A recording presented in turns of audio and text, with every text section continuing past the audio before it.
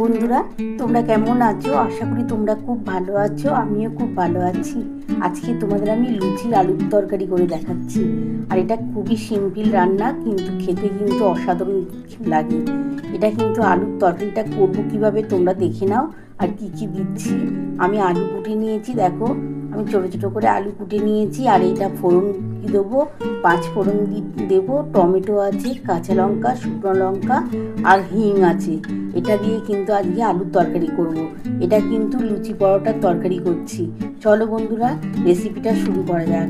আমি কড়াটা বসিয়ে নিই। কড়ার মধ্যে সামান্য একটু সর্ষের তেল দিয়ে গরম করে নেব। তারপর আমি কি করব তোমরা তো দেখতেই পাবে। চলো বন্ধুরা, রেসিপিটা শুরু করি। বন্ধুরা দেখো, আমি কড়াটা বসিয়ে নিয়েছি। আলুর তরকারি করবো বলে এটা লুচি পরোটার তরকারি করছি। এটা ফোড়ন দিয়ে করবো, হিং ফোড়ন দিয়ে করছি।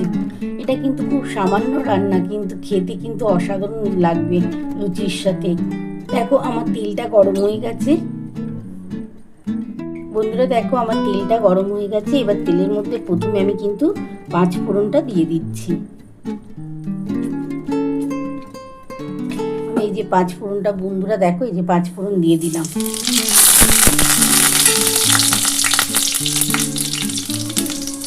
এবার শুকনো লঙ্কা ফোড়ন দেবো। বন্ধুরা এই যে শুকনো লঙ্কা ফোড়ন দিলাম, দিয়ে এবার একটুখানি ভেজে নিয়ে এটা যখন একটু 5 ফোড়ন আর শুকনো লঙ্কার গন্ধটা বেরোবে, তখন কিন্তু আমি আলুটা দিয়ে দেবো। দেখো, আমার কিন্তু মোটামুটি ভাজা হয়ে গেছে। এবার আমি আলুগুলো দিয়ে দিচ্ছি।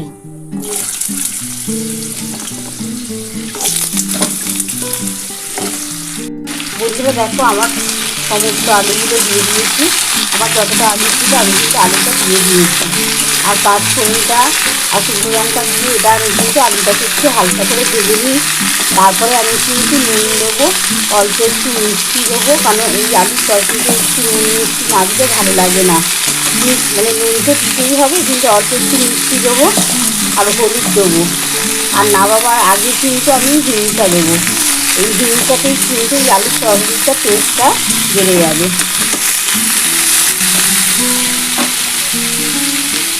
দেখো বন্ধুরা, এই যে টমেটো আর কাঁচা লঙ্কাটা আমি দিয়ে দিলাম।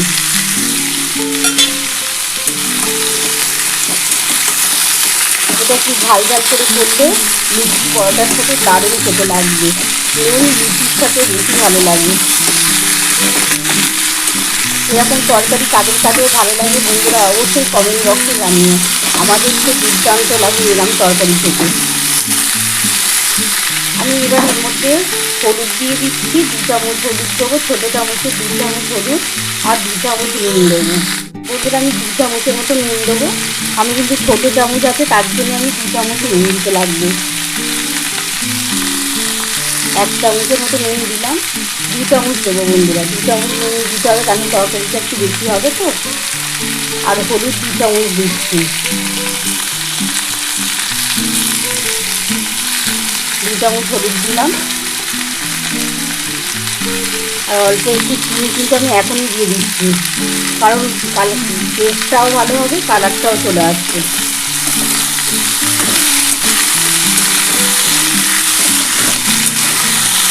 এবার এটা সমস্ত কিছু টমেটো, কাঁচা লঙ্কা, শুকনো লঙ্কা, 5 ফোড়ন সবার সাথে এটা ভালো করে মাখিয়ে ভাজতে হবে।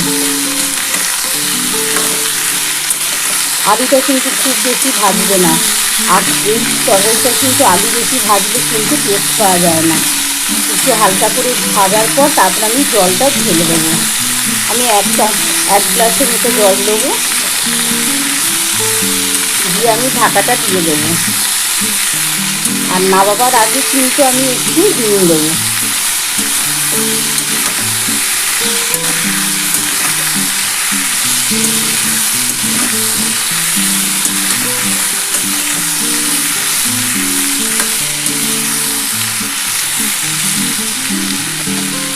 বন্ধুরা দেখো, আমার কিন্তু আলুটা এরকম অবস্থায় আছে, ভাজা মোটামুটি করেছি।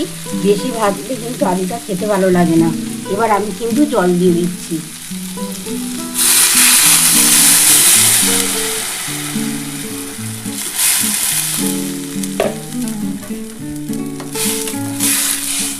এবার আমি ঢাকাটা দিয়ে দেবো, একটু ফুটে উঠুক। তারপরে কিন্তু আমি হিংটা দেবো, দিয়ে আমি আবার ঢাকাটা দিয়ে গ্যাস আস্তে করে রাখবো 10 মিনিটের জন্য। বন্ধুরা দেখো আমার কিন্তু আলুর ঝোলটা ফুটে উঠেছে। আমি এবার কিন্তু এই যে বন্ধুরা দেখো এই যে হিংটা আমি দিয়ে দিচ্ছি। এই যে হিংটা দেওয়ার পরে কিন্তু এই আলুর তরকারিটা দুর্দান্ত খেতে লাগবে। দিয়ে এবার আমি ঢাকাটা দিয়ে 10 মিনিট রেখে দেবো। 10 মিনিটের মধ্যে আশা করি হয়ে যাবে। গ্যাসটা তখন আস্তে করে দিয়ে ঢাকা রাখবো। আমি এই যে ঢাকাটা দিয়ে দিলাম, দিয়ে গ্যাসটাকে আস্তে করে দিচ্ছি। এই যে বন্ধুরা দেখো আমার 10 মিনিটের মতন রেখে দিই, তারপর আমি ফিরে আসছি। যদি না হয় তাহলে আরেক 5 মিনিটের মতো রেখে দেবো। বন্ধুরা আমি আধ ঘন্টা পর ফিরে এলাম, দেখি আমার কতটা হলো আলুর তরকারিটা।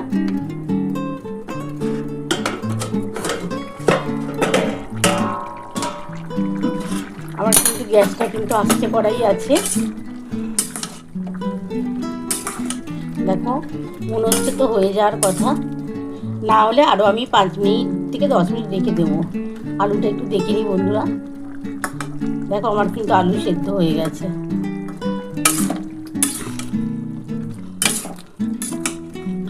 হিং দিয়েছি তো বন্ধুরা, হিঙের গন্ধটা দারুণ লাগছে, এত সুন্দর লাগছে না তরকারির গন্ধটা। তোমরা বাড়িতে এইভাবে অবশ্যই করে খেও। দেখো লুচির তরকারি করার টাইমে যখন তোমরা করবে তখন একটু লাস্টে নামাবার আগে হিং দিও, দেখো খেতে খুব টেস্ট হয়। একটুখানি আলুটা একটু ভেঙে দিও, এইভাবে একটু ভেঙে দেবে, দেখবে তরকারিটার টেস্টটা খুব ভালো হবে। দেখো কত সুন্দর লাগছে, পুরো দোকানের মতন লাগছে না তরকারিটা। এবার আমি এই অবস্থাতে নামিয়ে নিচ্ছি, নামিয়ে তোমাদের দেখাচ্ছি। দেখো আমার কিন্তু আলুর তরকারি নামানো হয়ে গেছে। তোমরা তো পুরো রেসিপিটাই দেখে নিয়েছো, এটা আমি কিভাবে করেছি। তোমাদের যদি এই রেসিপিটা ভালো লেগে থাকে প্লিজ একটা লাইক সাবস্ক্রাইব করতে ভুলো না, আর কমেন্ট বক্সে অবশ্যই জানিও কেমন হয়েছে। তাহলে এরকম আরও নতুন নতুন রেসিপি নিয়ে তোমাদের সামনে হাজির হব। Thank you.